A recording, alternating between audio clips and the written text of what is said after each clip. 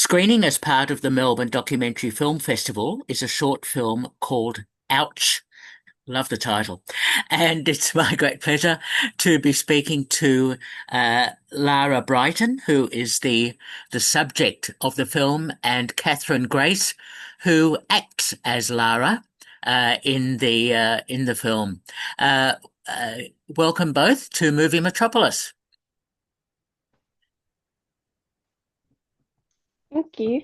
Okay. Thank you so Now, much. yeah, pleasure. Now, Lara, tell me about this film. How did it come about, and that you were so involved? Obviously, it's your story in making this film. Yeah, so I'm studying film at Afters, and in the second year we had to make a 5 minute non-fiction piece. And we were encouraged to look at like diverse stories and things that haven't really been on the screen. And obviously having lived a lot of like chronic illness stuff, I it's something I haven't seen on screen really, so I wanted to take the opportunity to tell my own story. Um, and yeah, it went through many phases, but I'm very happy with how it turned out. Yes, yeah. There's so much going on in this 5 minute film. Lara, I must ask you to tell me more about this chronic illness because I think it comes up in the film about an insect bite or something like that.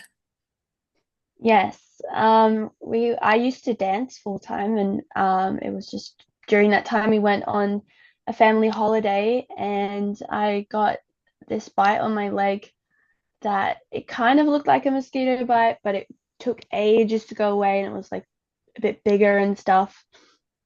And it was a few months after that that I just started feeling sick, and it a few months after that that the doctor sort of found out what it was. And it's Bartonellus disease and stuff. Um, and their working theory is that it comes from the bite, and it's usually 3 months before it sort of gets into your system. So that lined up with when I had the weird bite. So, um, and then yeah, just sort of mess with my immune system, and um, without getting too into all the medical details, it just basically means that the last few years I've um, struggled with like chronic fatigue and pain, and especially in the first couple of years, which is the sort of after section in the film, I couldn't really do much at all. Um, so yeah, that's kind of it in a nutshell. Wow, my goodness. So, how did the story develop for the film? How did you decide how the film would go, the vignettes, the various bits that are in the film? Yeah, it went through a lot of changes, but I really wanted to from the start put somebody in the shoes of someone with chronic illness and what it would be like to go about the day with, different limitations that they might not have realized other people go through, because it's um, like most of the time, no one looking at me would think that I'm like struggling to go about my day.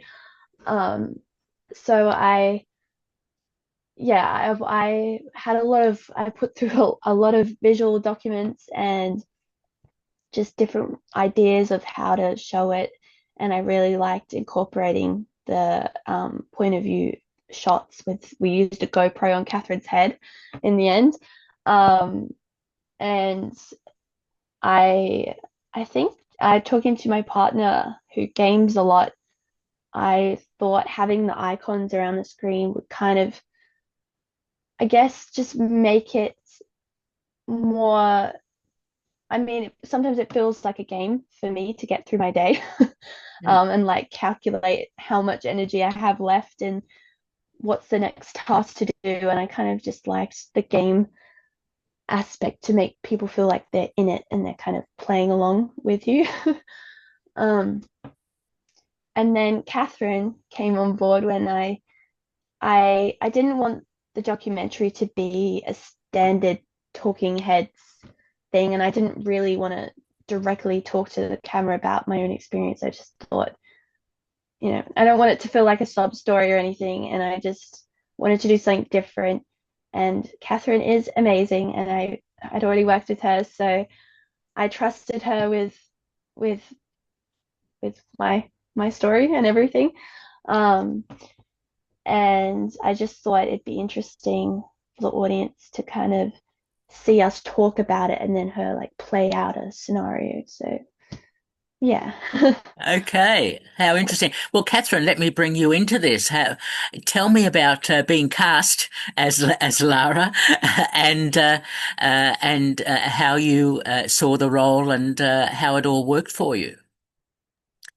Yeah, so Lara and I had met on set before, and so we'd already kind of worked together and already had like a really good working relationship. So when she sort of asked me to be in her film, I was like, yes. I didn't even give it a second thought. I was like, absolutely, I'll do it, whatever it is. And then learning about a hybrid documentary, like for me, was something I just didn't, it was so totally new to me. It was really interesting. Um, so it was very much working directly with Lara and learning from her about her experience. And I just thought it was so interesting. There's two parts basically where I'm on screen as an actor playing Lara. And then there's the other part where it's sort of the second half of the film where it's the POV shots as well. And so it was totally new for me as an actor to do all of that. And there was also some parts where I had to do some dancing as well. So it was quite actually for a 5 minute film, it was quite a lot.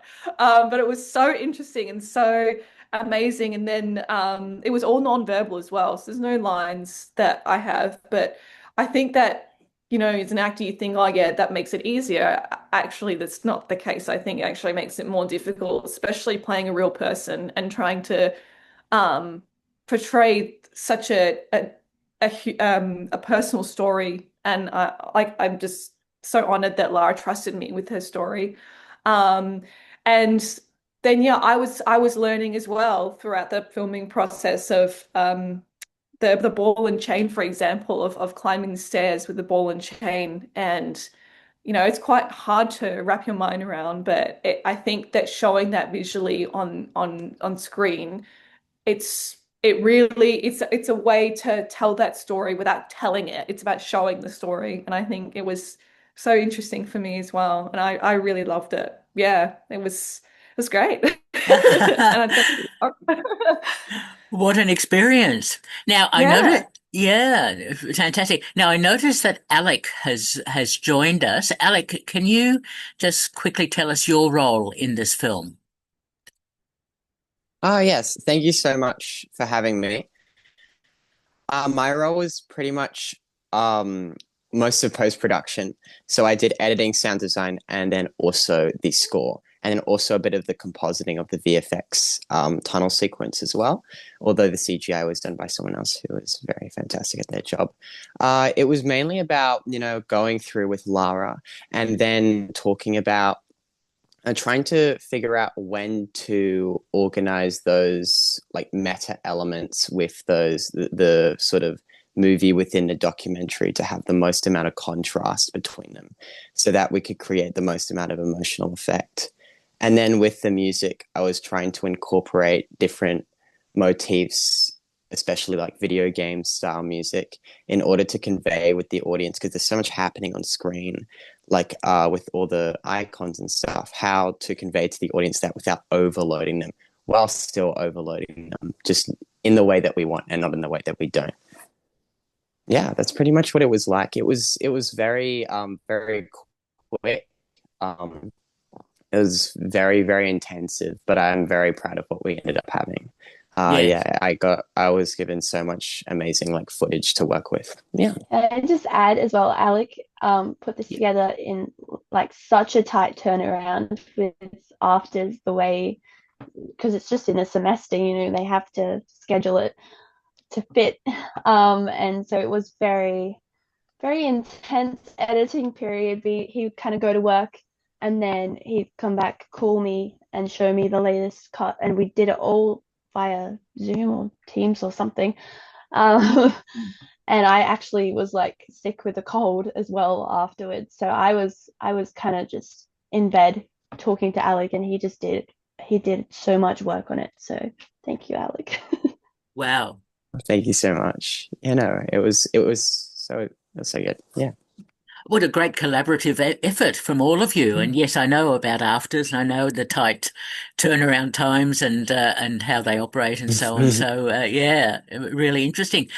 So and you mentioned the editing, Lara. I could imagine this film could have been longer. Because there probably is more to tell and more to flesh out in terms of the story and your background. What made you decide Yeah. to keep it to a very tight 5 minutes or so?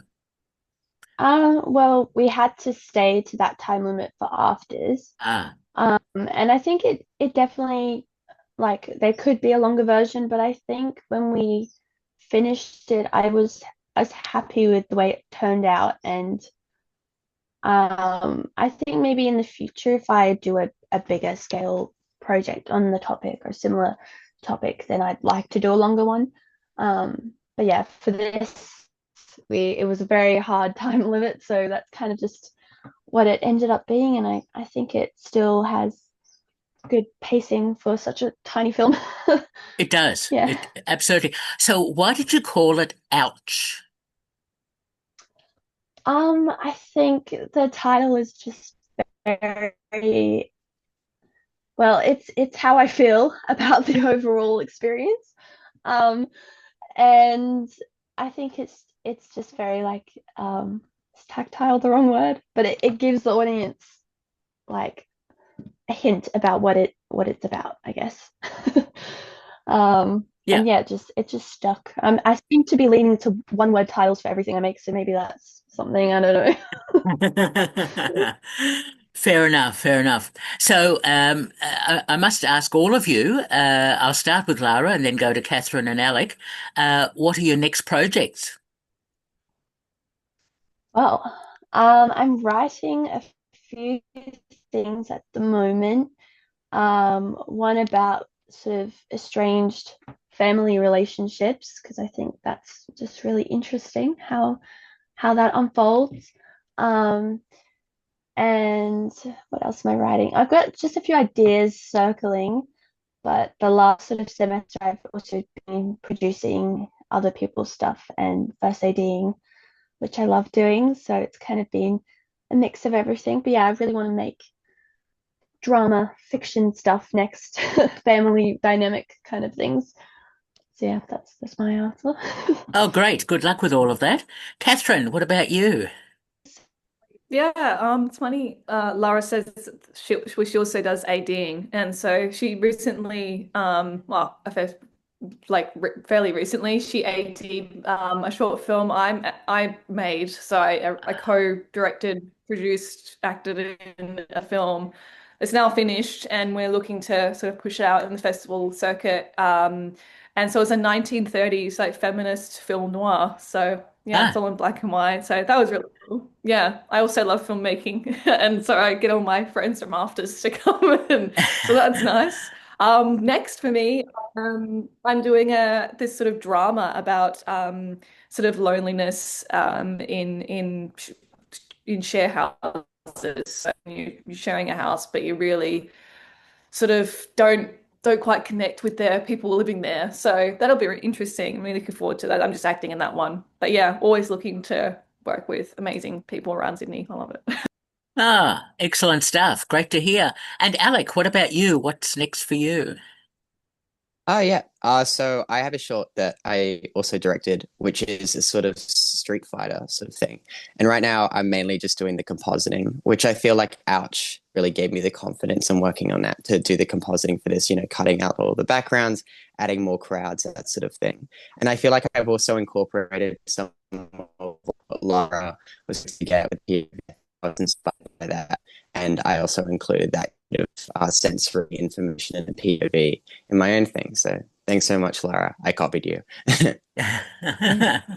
How interesting to hear all that. Well, look, congratulations on Ouch, which is screening as part of the Melbourne Documentary Film Festival this month in July.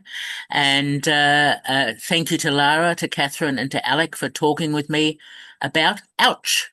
Thanks again. Thank you so much for having us. Thank you. Thank you so much, Peter. All the best. Bye-bye.